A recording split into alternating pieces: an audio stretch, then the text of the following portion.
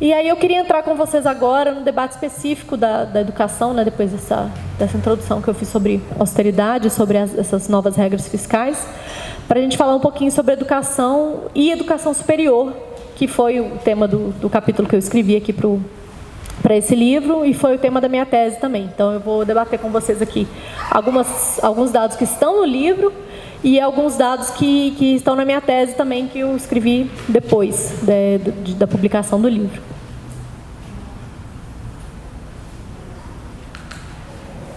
Uma questão que está no livro aí, vou até pegar a página aqui para a gente olhar juntos.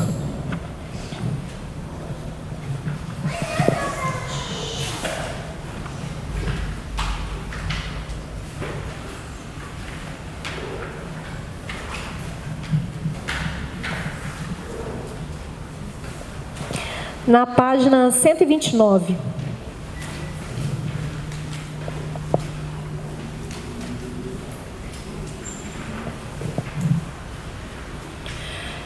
Na página 129, eu coloquei 2 gráficos sobre o orçamento.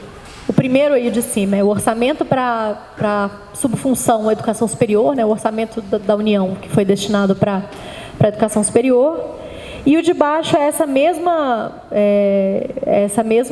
subfunção, né, de educação superior, mas aí dividida entre os gastos obrigatórios e os gastos discricionários, né, o gasto com pessoal, o gasto com despesas correntes e os investimentos. Então, você tem esses 2 dados aí. Inclusive, esses dados, eles são públicos, né, de público acesso, no site do CIOP, que está aí como fonte, elaboração própria a partir do CIOP. Nesse site, vocês encontram dados de orçamento de praticamente tudo no Brasil. Eu até recomendo, se vocês quiserem ter acesso a algum programa específico, né, alguma política pública específica, vocês podem entrar lá e observar se tem esses dados para vocês. Então, a gente percebe que de 2005 até 2014, 2015, pelo gráfico 1, a gente tem um crescimento do orçamento para a educação superior no Brasil, que é bastante acentuado, né? Isso aqui está em dados, está em valores reais, não em valores nominais. Então, dá para a gente comparar o valor que a gente está gastando em 2017 com o valor que a gente está gastando em 2010, por exemplo, né? A mesma grandeza, vamos dizer assim. Então, a gente vê que a gente atinge um pico de valores destinados à educação superior em 2015, que desde 2015 esses valores são decrescentes, eles são menores do que os valores anteriores, né? Em todas as 3 barrinhas aí que a gente está olhando. E o que isso quer dizer? Isso quer dizer que de 2005 até 2015, a gente teve um crescimento muito acentuado do orçamento para a educação superior, e por isso a gente conseguiu aumentar ou fazer muitos programas, criar muitos programas, muitas políticas públicas para a área de educação superior. E aí eu vou citar alguns aqui que eu até discuto um pouco mais no capítulo. O primeiro é o Reúne, que tem até os dados aí depois de financiamento, de orçamento do Reúne. O Reúne, a gente sabe que é um programa que buscou ampliar o número de universidades federais no Brasil, criar novos campi de universidades, criar novos cursos e aumentar a quantidade de alunos ingressantes nos cursos, né? Então, basicamente, era ampliar o tamanho das universidades federais no Brasil.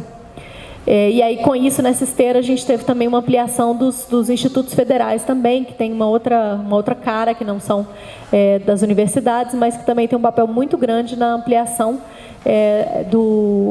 da graduação no Brasil, né, dos programas de graduação. O Reúne, ele foi um programa que ampliou muito a quantidade de vagas na educação superior pública. Foi muito importante por isso.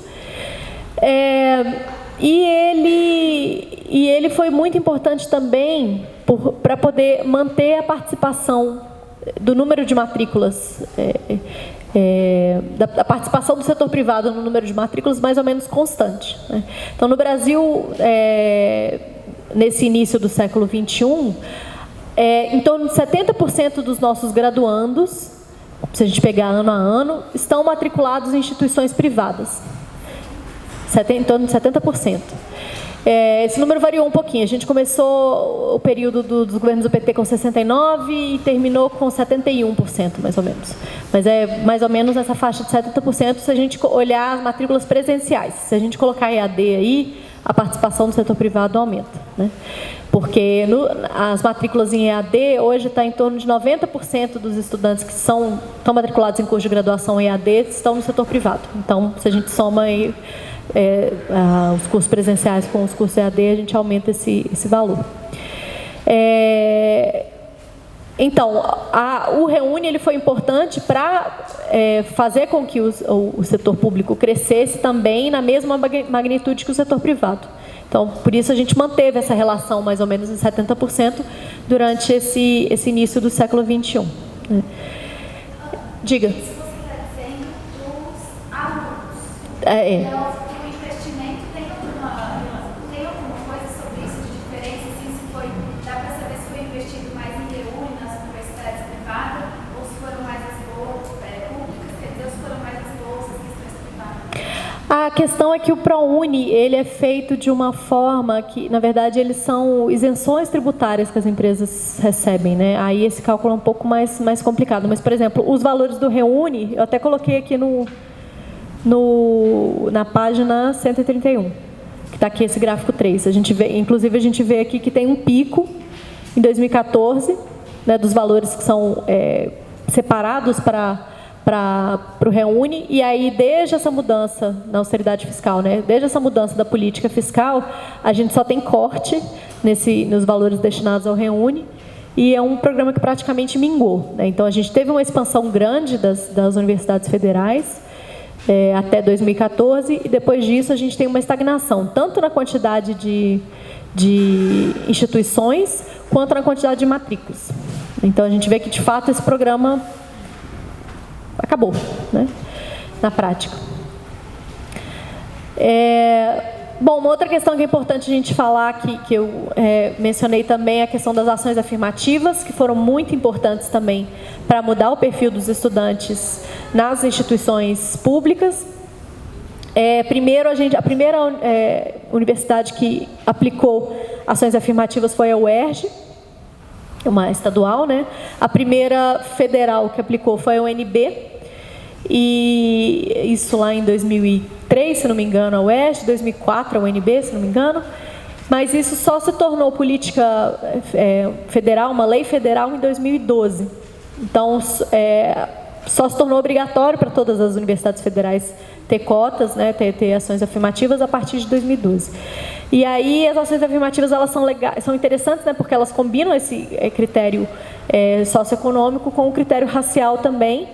E o percentual de vagas que são reservadas para negros e indígenas varia também de acordo com o percentual de negros e indígenas no estado onde a universidade está, né? Então, o estado como a Bahia, ele vai ter uma reserva um pouco maior para negros do que o estado como Santa Catarina, por exemplo. Então, isso é interessante também, que você tem essa adaptação às situações de cada contexto, de cada unidade da federação. As ações afirmativas, se num primeiro momento teve muita essa discussão de se elas eram constitucionais ou não, se não era um tipo de discriminação reversa, que é um absurdo a gente falar disso.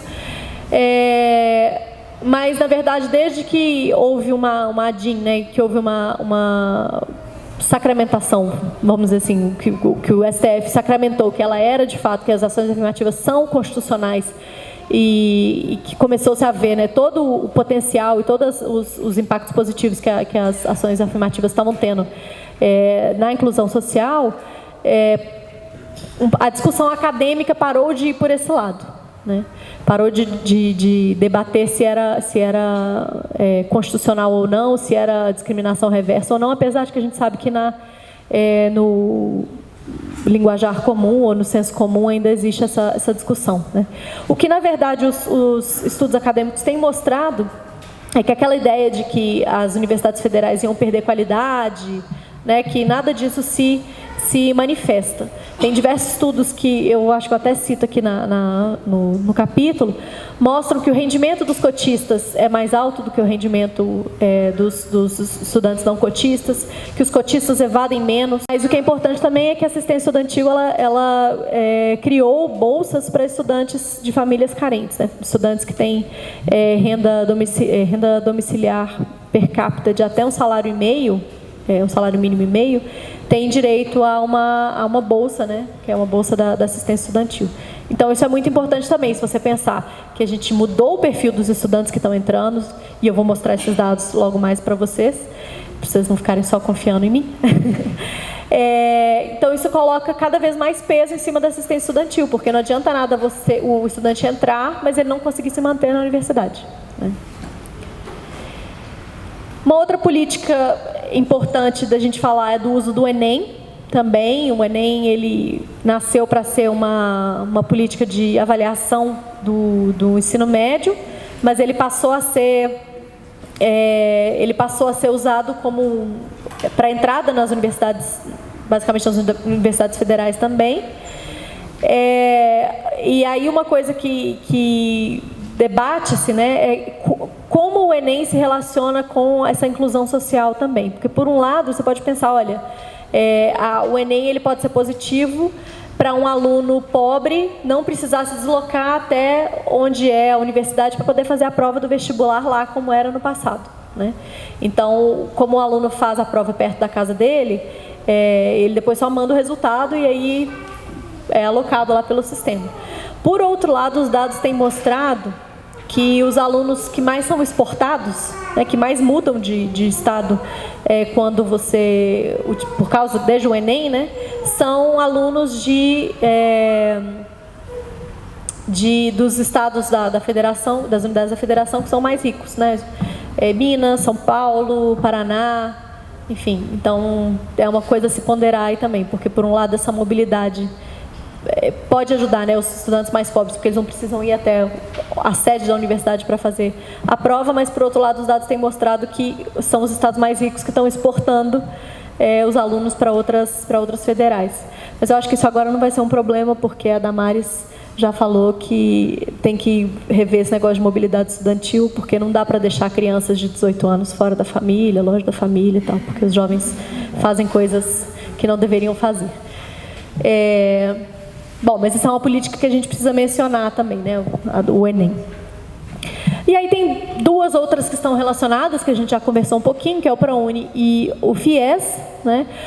O ProUni, ele nasceu nos governos do PT, o FIES não. O FIES vem do governo do Fernando Henrique. Os dois andam juntos porque o aluno ele pode ter uma bolsa ou integral, né, de 100%, ou parcial, para uma instituição de educação superior privada, né, uma bolsa do ProUni, e aí o resto, né, da mensalidade ele pode financiar utilizando o FIES, ou uma pessoa que não tem bolsa nenhuma também pode utilizar o FIES para pagar os seus estudos. E aí esse modelo ele foi muito criticado, na academia principalmente, ele é muito criticado por essa ampliação, né, por essa política pública privatizante, vamos dizer assim, porque ela é feita com usando um braço do setor privado, né, se apoiando no setor privado.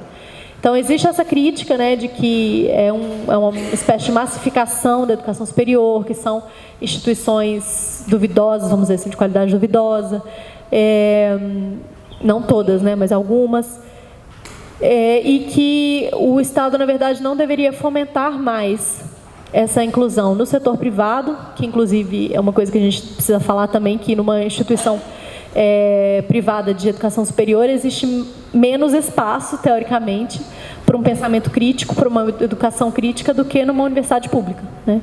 Então, tem vários estudos que estão sendo feitos para mostrar também como é construída, qual é o projeto político-pedagógico dessas instituições e como eles estão formando esses alunos que estão sendo beneficiados de política pública, para depois se voltarem contra a própria política pública, né? Qual é o tipo de formação quanto à solidariedade, quanto a um ideal de país que está sendo passado para os estudantes que são beneficiários da política pública, mas com esse braço no setor privado, né? Então tem toda uma crítica aí que a gente pode entrar nisso também, que é muito forte na academia. Por outro lado, né, a gente, de fato, apesar dessas críticas da qualidade, da privatização da política pública, foi uma política, né, o ProUni e o FIES foram políticas importantes para colocar mais pessoas na educação superior, né, e pessoas com um perfil menos elitizado também.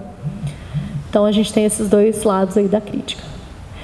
E, para falar também das últimas políticas aqui, tem as políticas importantíssimas, né, o papel importantíssimo da CAPES e do CNPq, né, dos institutos que financiam bolsas de pesquisa no Brasil hoje, né, CAPES e CNPq. Se a gente pegar os dados, durante os governos do Fernando Henrique, a gente teve a quantidade de bolsas que o CNPq ofertava ano a ano, ela praticamente ficou estável durante os governos do Fernando Henrique. No início do século XXI, já com os governos Lula e Dilma, a gente tem um salto muito qualitativo, né? A gente, depois eu posso acho que tem até aqui no livro. Vou pegar aqui. Bolsas do CNPq, na página 134. As bolsas de mestrado no Brasil, em 2001, eram 5.700 bolsas. Em 2015, era praticamente o dobro, 9.000 bolsas. Bolsas de doutorado eram 5.800 no começo do século, né, e passa para 8.000. Bolsas de iniciação científica foram de 18 para 27.000. O de cima são as bolsas da CAPES, né? A gente também vê um salto muito grande na quantidade de bolsas ofertadas para mestrado, para graduação e para doutorado, né? E aí a gente percebe também que esse espaço fiscal que a gente teve, né, esse crescimento do orçamento para a educação superior que a gente teve, ele também se traduz nisso, também se traduz no aumento de bolsas, no aumento do financiamento para a pesquisa científica no Brasil. E, de novo, né, se a gente estava mudando o perfil dos estudantes que estavam entrando na graduação, logicamente a gente poderia estar tendo estudantes também de perfil, estudantes da pós-graduação de perfil menos elitizado, que precisam daquelas bolsas, né? E aí o que a gente está vendo agora com o corte de bolsas, com o corte dessas políticas públicas, é que vai voltar a ser coisa de rico você fazer pesquisa no Brasil. Não que assim, a gente não chegou a deselitizar por completo, né, a educação pública, a educação superior, mas a gente estava caminhando para isso, né? Agora, se você corta os instrumentos para que esses alunos se mantenham lá e façam suas pesquisas, você está cortando essa inclusão também nessa etapa para além da educação superior. 106%, né, o aumento. E aí, olhando já a questão de renda, eu peguei os estudantes e, na verdade, eu peguei... existe uma medição de desigualdade, que para além do Gini, que eu estava falando para vocês antes, é possível você pegar 100% da população e dividir em décimos, né? Dividir em grupos de 10, e aí você vê quanto, por exemplo, que os 10% mais ricos, quanto que eles se apropriam de renda, por exemplo. Tem várias medições, várias pesquisas que falam isso. No Brasil, os 10% mais ricos se apropriam de 40% da renda nacional. Eu acho que não está muito longe disso, não. Acho que é por aí mesmo. Não vou lembrar de cabeça agora, mas é tipo isso. Que os 10% mais ricos têm 40% da renda brasileira, né? Então, pensando um pouco nesses estudos, eu peguei a população brasileira, dividi em grupos de 10 também, e eu queria ver qual que era a participação desses 10% mais ricos no total de estudantes de graduação. Os 10% mais ricos, em 2001, eles eram 40% dos estudantes. 10% mais ricos, eu digo assim, das famílias, dos domicílios 10% mais ricos. Então, os 10% mais ricos, eles eram 40% dos estudantes.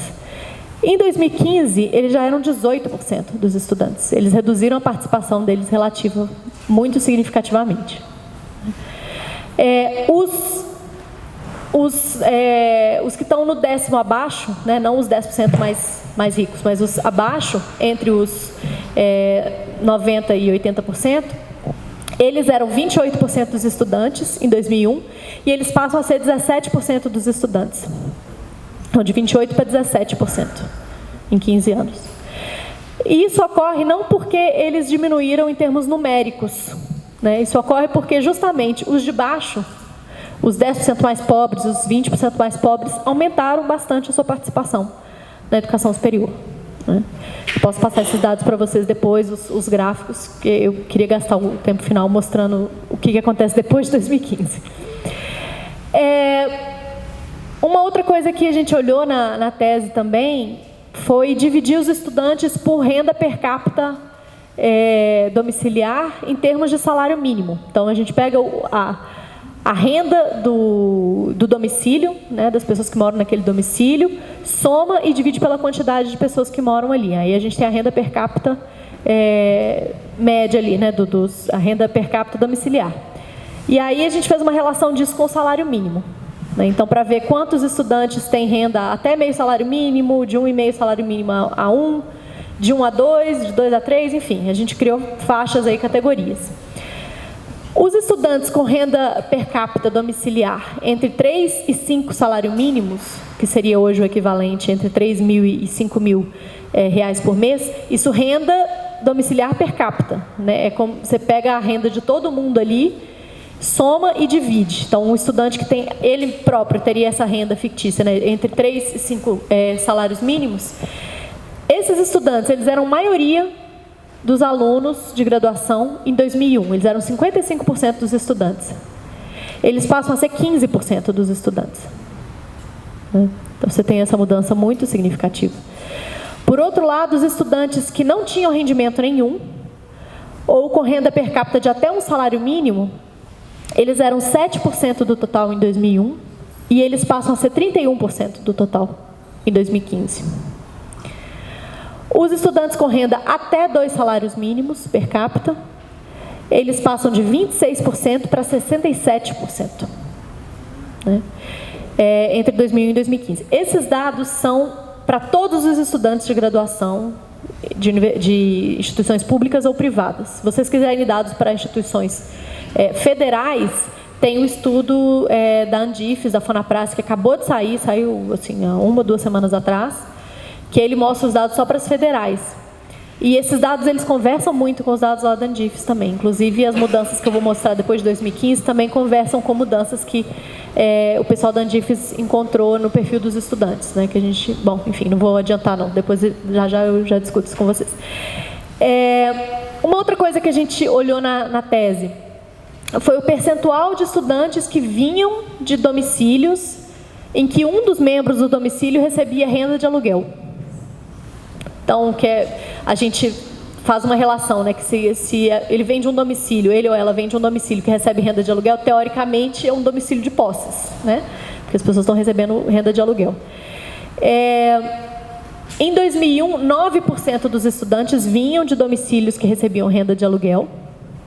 Em 2015, só 3,7% dos estudantes vinham de domicílios que recebiam renda de aluguel. Então, a gente vê que essa relação aí de ter posses e ter um filho, ou ter um sobrinho, ou ter alguém da família na educação superior, ela se relaxou um pouco, né? Essa correlação aí ficou mais fraca. A questão de raça. Em 2001, a gente tinha 83 mil estudantes pretos na educação superior, e a gente passou para 500 mil em 2015. Então, de 83 mil para 500 mil. Os pardos eram 680 mil em 2001 e passam para 2,5 milhão. Como consequência, os brancos perdem participação relativa, né, no total dos estudantes. Os negros, eles passam, né, os negros somando pretos e pardos, eles passam de 22% dos estudantes em 2001 para 43% dos estudantes em 2015. Esses dados são discriminados também para pretos e pardos, depois, se vocês quiserem ver. Então, a gente vê que no perfil racial também a gente teve uma mudança muito expressiva. De 22% dos estudantes se autodeclaravam pretos ou pardos, passa a ser 43%. Um outro dado interessante que a gente pegou era o percentual de estudantes que vinham de domicílios em que a pessoa de referência tinha educação superior. Em 2001, 7% dos estudantes vinham de famílias ou de domicílios em que o chefe da residência, o chefe do domicílio tinha educação superior. Mentira, confundi, gente. Nos domicílios com estudante, 29% dos estudantes vinham de famílias onde o chefe de família tinha educação superior.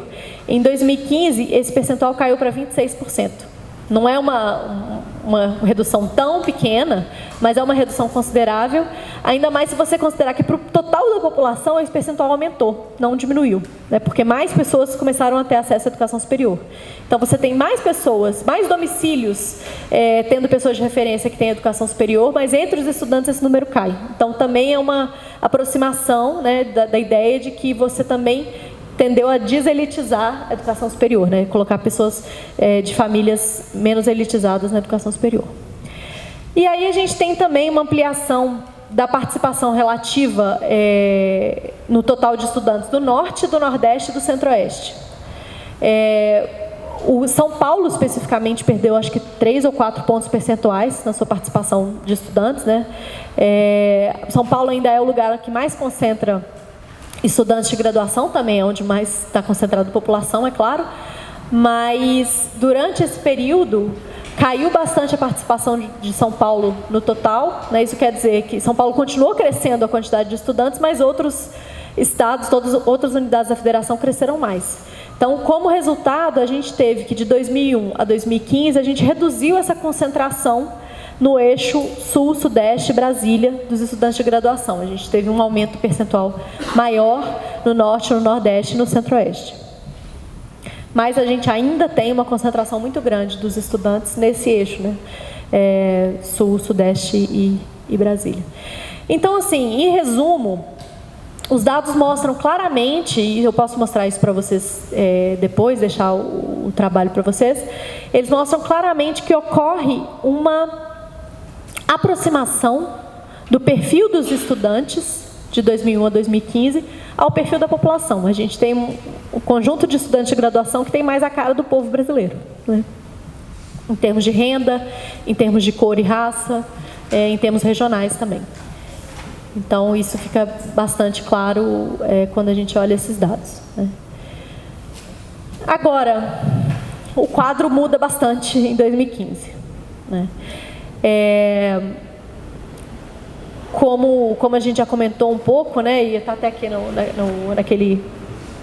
naquele gráfico que eu mostrei para vocês, da página 129, em 2015 e em 2016, a gente tem uma queda dos valores do orçamento para a educação superior, e essa queda não é só para a educação superior, é para a educação como um todo também.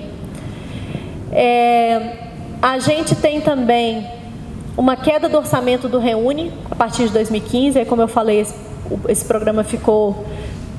Na verdade, na prática, ele acabou, né? Então, o número de universidades federais, que aumentou muito durante esse início do século XXI, ele ficou constante, o número de matrículas também ficou constante.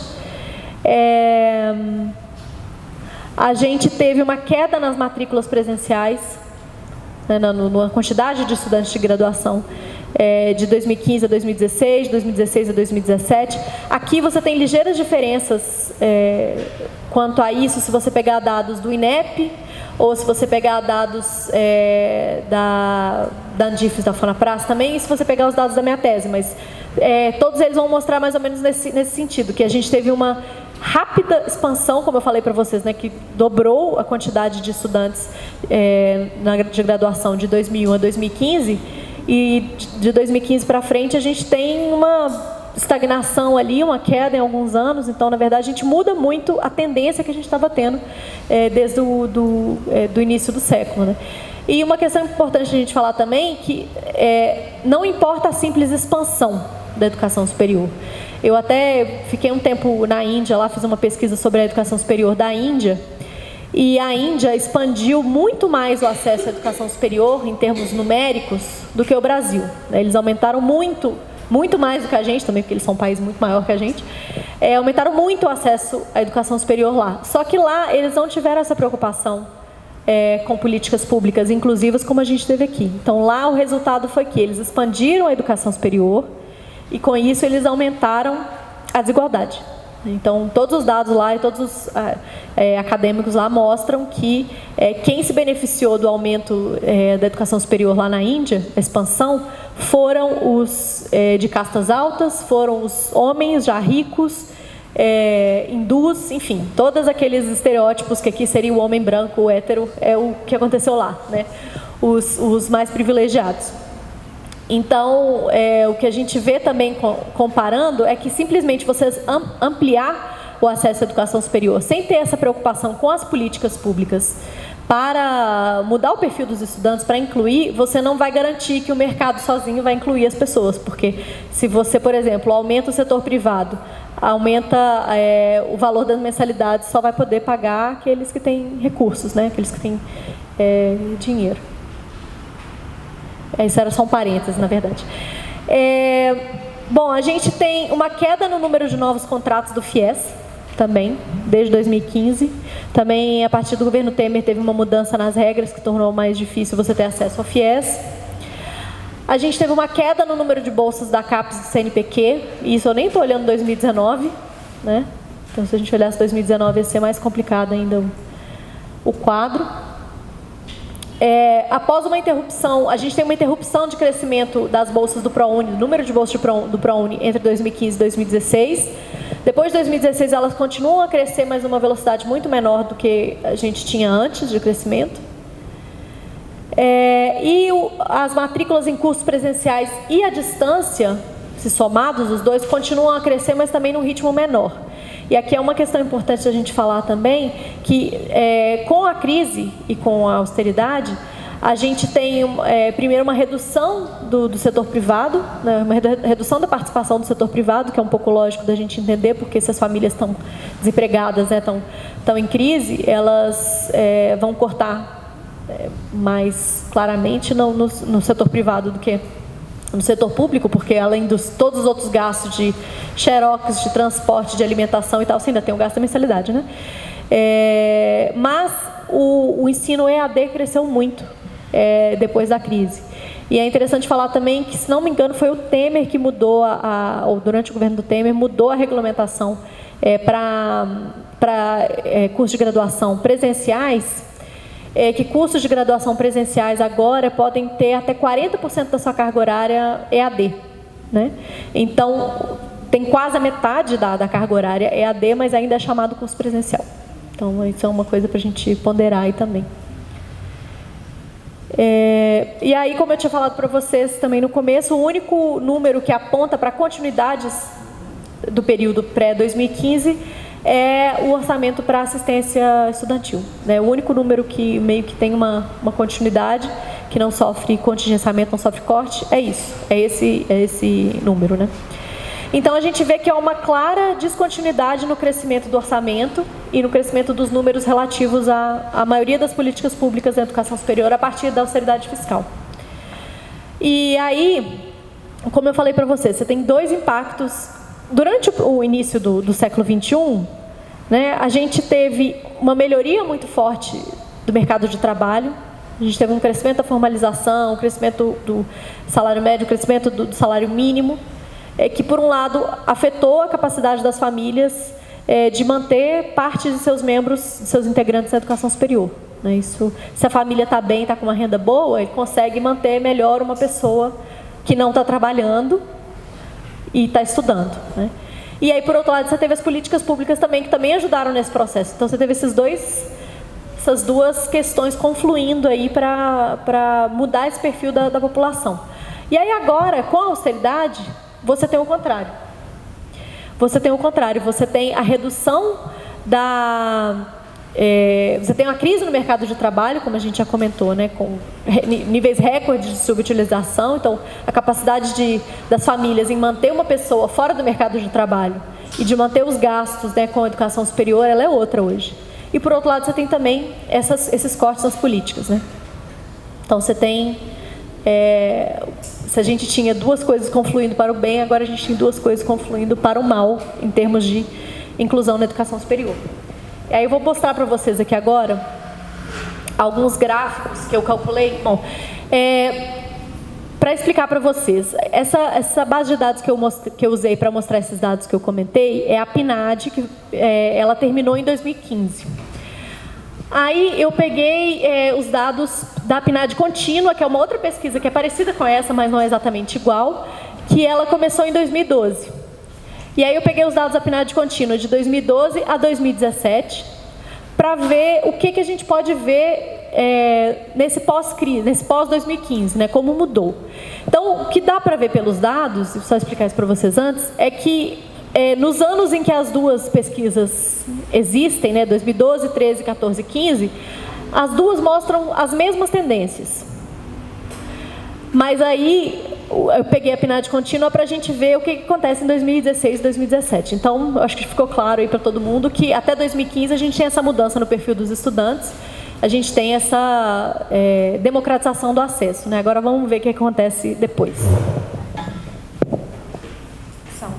Os 10% mais ricos eram em torno de 40% dos estudantes em 2001. Né? Então, isso está ali, nessa faixa cinza meio achuradinha aqui, são os 10% de estudantes, são os 10% mais ricos e a sua participação entre os estudantes. Então, a gente vê que isso era em torno de 40% lá em 2001. E aí a gente tem esse processo dessa redução da participação deles em relação ao total, até 2015, mais ou menos. A partir de 2015, vocês vão ver ali que as curvas não mudam muito, né? A gente tem esse processo de inclusão aí, essa redução das faixas dos 10%, dos 20% mais ricos, de forma muito acentuada, até mais ou menos 2015. Depois esse processo meio que parece estagnar, ali pelo que a gente está vendo. Né? Então, volta o outro gráfico. Esse. Aqui foi uma sugestão do meu co-orientador, Pedro Rossi, que infelizmente ele não vai poder vir participar do curso aqui com vocês, mas a Esther vai vir. Ele me sugeriu juntar os 70% mais pobres em uma curva e os 30% mais ricos em outra curva, para a gente ver como mudou a participação desses grupos durante esse período, né, que a gente está analisando. Então, ali em 2001, em torno de 80% dos estudantes de graduação, eles pertenciam aos 30% mais ricos da população. 80% dos estudantes pertenciam aos 30% mais ricos.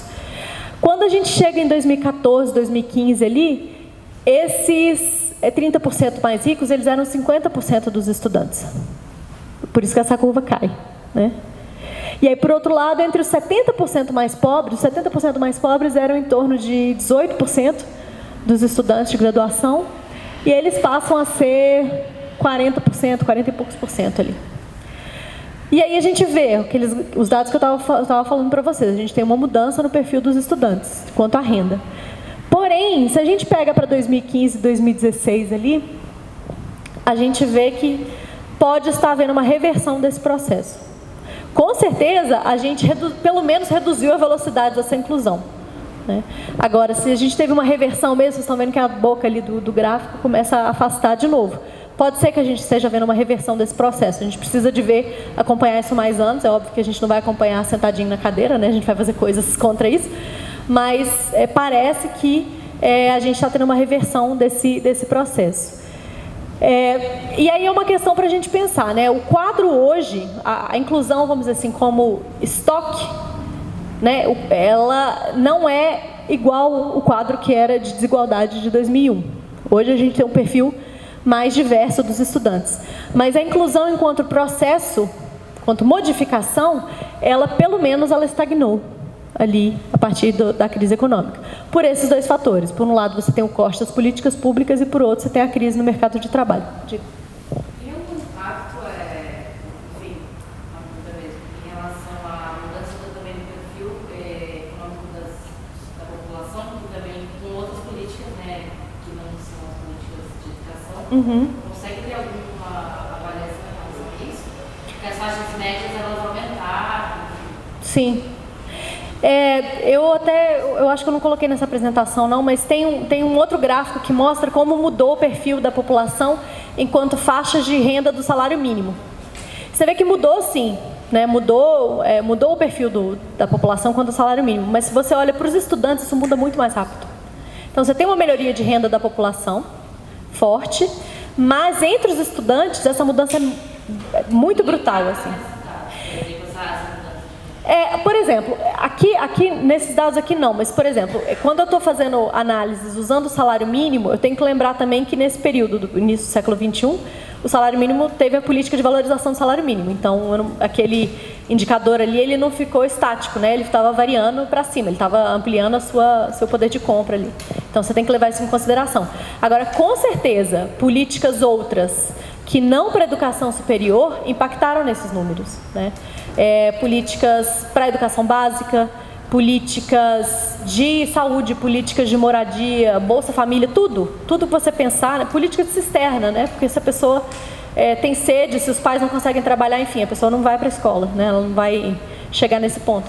Então, você tem essa interação positiva entre as políticas públicas, né? Que não é só a política para a educação superior, são todas outras, redução da pobreza, redução da desigualdade, né? Que levam a esse quadro também. Pode passar para a próxima. Isso aqui é o que eu falei para vocês do percentual da participação, do percentual de estudantes por raça, né? Por raça e cor. Ali a gente percebe, né, no gráfico, a participação, essa parte meio branca aqui do gráfico é a participação dos brancos enquanto estudantes. Ali em 2001, quase 80% dos estudantes se autodeclaravam brancos. E aí, em 2017, isso cai para quase a metade dos estudantes. Claro que aqui tem dois processos importantes. O primeiro é um processo de ampliação da participação da população negra como total da população, né, que isso a gente crê que não é somente por motivos puramente demográficos, mas é também por um reconhecimento da população negra enquanto tal, nesse auto-reconhecimento. Mas, para além disso, essa velocidade da inclusão na educação superior, ela foi muito maior do que o aumento dos negros como percentual da população brasileira, né? Então, a gente teve o percentual de estudantes negros dobrou durante esse período na educação superior. E aí, o que é interessante aqui é que, diferente do perfil de renda, como a gente viu no gráfico anterior, o perfil racial continuou mudando mesmo após a crise, o perfil racial dos estudantes, né? Então, a gente continuou incluindo mais negros na educação superior e os brancos continuaram perdendo participação relativa. E aí e isso é interessante também da gente falar, porque as famílias negras, né, os estudos têm mostrado que as famílias negras foram as que mais sofreram com a crise. Então, apesar das famílias negras estarem sofrendo mais com a crise no mercado de trabalho, os negros continuaram ampliando sua participação na educação superior. Então, isso é uma questão interessante a gente falar e de pontuar também da importância das políticas públicas, né? Por exemplo, as políticas de cotas, de ação afirmativa, elas podem ter tido um papel muito importante nisso daqui, nessa manutenção da inclusão, porque elas não foram mexidas ainda, né?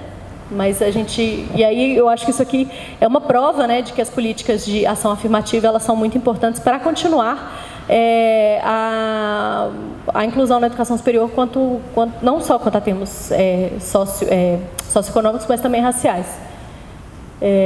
Enfim, e aí esse dado é interessante, né, que apesar dessa mudança de renda, os negros ainda continuam aumentando a sua participação quanto estudantes na graduação.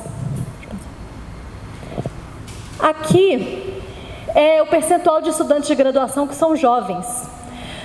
A gente percebe que até 2012 ali, a gente estava tendo uma queda na participação dos jovens enquanto estudantes de graduação, ou seja, estava aumentando a idade média dos estudantes de graduação. Isso é mostrado por várias pesquisas, né, que condizem com o fato de que, se você está incluindo pessoas que geralmente vêm de famílias pobres, elas demoraram mais para entrar na universidade, ou elas já estão inseridas no mercado de trabalho. Então, você teve nesse período uma redução da idade, um aumento da idade média dos estudantes. E esse perfil, isso também se modifica a partir de 2012, ali a gente tem, os estudantes voltam a se tornar mais jovens, vamos dizer assim, né? Por outro lado, a variável estudantes de 18 a 24 anos em cima da população de jovens, né, de 18 a 24 anos, ela continua aumentando, ou seja, os jovens continuam, o percentual de jovens daquela faixa etária que está estudando está aumentando, apesar de que nos últimos anos a gente teve também uma desaceleração dessa tendência, né, de que os jovens entrem na educação superior. Aqui é aquele dado que eu tinha falado para vocês sobre as pessoas de referência no domicílio que têm educação superior, e aí para a população como um todo isso continua aumentando, ou seja, os chefes de domicílio que têm educação superior continuam aumentando sua participação no total de domicílios, né, ou seja, a população continua tendo mais acesso à educação superior. E só explicar também, tem duas curvas, porque uma é calculada para a PNAD, que termina em 2015, e a outra é a PNAD contínua, que é de 2012 a 2017. E aí vocês veem que não é exatamente o mesmo ponto, mas eles mostram a mesma tendência, né? Aí aqui, pode passar. Aqui já é o percentual de estudantes que vêm de famílias que têm, cuja pessoa de referência tem educação superior. Então, se a gente estava falando lá um pouquinho antes, que a gente estava reduzindo esse percentual, ou seja, que cada vez estava entrando mais pessoas que vinham de família que não tinham educação superior, ou seja, que era uma aproximação ao fato de que a gente estava trazendo pessoas de famílias menos elitistas para a educação superior, já a partir de 2015, 2016, 2017, isso muda, né? Esse percentual de estudantes que vem de família, que tem, que o chefe, que a pessoa de referência tem educação superior, voltou a aumentar. Então a gente tem uma reversão também desse quadro. Pode passar. Aqui é para vocês verem o percentual, a quantidade de estudantes de graduação por regiões, por grandes regiões do Brasil. Em 2015, duas regiões perdem estudantes de graduação em relação a 2014, que é o Sul e o Centro-Oeste. Em 2016, são várias as regiões do Brasil que perdem, que terminam o ano, né, com menos estudantes de graduação do que eles começaram. E aí o Norte, Nordeste, Sudeste e o Centro-Oeste. E aí, como resultado, os números para o Brasil como um todo são menores em 2016 do que eram em 2015. E aí, só para vocês verem como isso varia por região, né? Pode passar para o próximo. Aqui, lembram que eu falei que a gente teve também uma reorganização em termos regionais dos estudantes, né? Que a gente teve uma redução do peso do Sul, do Sudeste de Brasília no total de estudantes, porque o Norte e o Nordeste cresceu e o Centro-Oeste cresceu sua participação do número de estudantes ao longo do início do século XXI. Isso foi até 2015. 2012 a 2017, que são os dados da PNAD contínua, a gente tem uma estabilidade nisso. Praticamente não mudam os valores ali. Aí na próxima, eu acho que aqui eu juntei esses dados, né? Então, ali tem duas curvas que estão quase que em cima da outra. Ali uma é da PNAD e outra da PNAD contínua, né? Que uma continua onde a outra termina. A gente vê que a gente tem que as curvas todas elas se comportam de forma muito mais brusca, forma muito mais inclinada até 2015. Ou seja, a gente tem esse processo de reorganização regional dos estudantes até 2015. Depois esse processo se estabiliza, né? Então, a gente parou de mudar a composição dos estudantes quanto à região depois da austeridade. E aqui para vocês verem, eu coloquei dois gráficos. Esse primeiro é de 2013 a 2015 e o próximo é de 2015 a 2017, só para vocês verem como muda o crescimento do número de estudantes por unidades da federação. Todo mundo aqui é de São Paulo mesmo, né? Não? Tem gente de outros lugares. Então, vocês podem olhar os estados de vocês aí, as unidades da federação de vocês. Ali, por exemplo, São Paulo. De 2013 a 2015, São Paulo foi um dos estados em que teve o maior aumento em termos absolutos, né, no número de estudantes. Né? Aumentou 100 mil estudantes em São Paulo, entre esses 2 anos. Mas, em termos médios, ele está ali no meio da distribuição, né? Teve estados que percentualmente cresceram mais, tipo Rio de Janeiro, Bahia e Minas Gerais. Né? Então, vocês vão ver que praticamente todos, só o Distrito Federal que não, praticamente todos os estados eles estão no campo positivo, ou seja, entre 2013 e 2015, aumentaram o número de estudantes na educação superior. Pode passar para o próximo. Aqui já é de 2015 para 2017. Você tem mais ou menos metade dos estados perderam estudantes de graduação e outra metade ganhou, né? Ali São Paulo continua crescendo, mas cresceu em torno de menos de 30 mil estudantes de 2015 a 2017. Tem estados que perderam uma quantidade bastante expressiva de estudantes, como Pernambuco, né? E aí você tem uma mudança completa, né? Se no gráfico anterior a taxa de crescimento de todos era positivo, vários aqui estão perdendo o número de estudantes. Você pode passar. Diga. Tu atribui a que essa queda, principalmente? Essa queda, acho que entendi que são do Nordeste, né? Sergipe, Tocantins, Roraima, Bahia, Pernambuco, Alagoas, Goiás, Rio Grande do Norte. A maioria ali é do Nordeste. A maioria são do Nordeste. Do ensino privado? Como é que é? Seriam estudantes do ensino privado? Pode ser, né? Sim, pode ser. Como eu falei, no primeiro momento, foi o setor privado que mais sentiu esse baque da crise. Por quê? Além da crise no mercado de trabalho, que afeta a capacidade das famílias de pagarem xerox e transporte, sei lá o quê, afeta também a capacidade de pagar mensalidade, né? É um pouco óbvio. E na instituição pública, você tem um outro tipo de estrutura também para acolher o estudante, né? Então, primeiro foi no setor privado mesmo. E aí depois a gente passa a sentir isso no setor público também. Você pode passar, que está tão pequeno como a minha, nem vai dar para enxergar. Não pode passar também? Bom, aqui são ameaças recentes que a gente tem. Eu acho que nem queria entrar muito nisso, porque acho que a gente já discutiu isso um pouco em torno ao longo da aula, né? Todas essas ameaças, agora não só as políticas em si, né? Mas não só o orçamento, mas aos objetivos de inclusão social em si, né? Então agora o governo parece que vem de uma mentalidade, né? De que inclusão social, de que nada disso é importante, nada desses objetivos aqui são importantes, né? Enfim, é um pouco do que a gente está vendo. Não só com esses cortes na educação superior, que impactam nas políticas, a gente está vendo também, eu acho que é importante falar, essa perseguição à universidade pública, aos professores também, lembrar do Escola Sem Partido nesse momento também, que cresce muito a partir desse período. O Escola Sem Partido, ele coloca, né, como vocês sabem, o professor como o maior inimigo da educação, né? E ele se relaciona com todas essas críticas que eu estava comentando lá no começo, à Constituição de 88, ele se relaciona muito a essas críticas à Constituição de 88. Por quê? Se vocês forem pegar os documentos lá do tal do Miguel Najib, que é meio que o guru do Escola Sem Partido, em vários documentos ele fala lá que nos últimos 30 anos o país degringolou, que nos últimos 30 anos esse país está sem rumo, que tem 30 anos que o Brasil está indo pelo caminho errado. O que tem 30 anos? A Constituição de 88, a democracia, alguns de nós. Então, eles coincidem bastante, né, esses teóricos do Escola Sem Partido, esses teóricos autoritários, com essa ideia da austeridade, de que desde a Constituição o Brasil está indo mal, de que a Constituição garantiu muitos direitos, que a Constituição torna o país ingovernável. Então, esses dois bracinhos aí, do autoritarismo e da austeridade, que até parecem as duas palavras, elas conversam bastante, né? E elas ganham força agora por essa relação, por se auto-fortalecerem mesmo, né?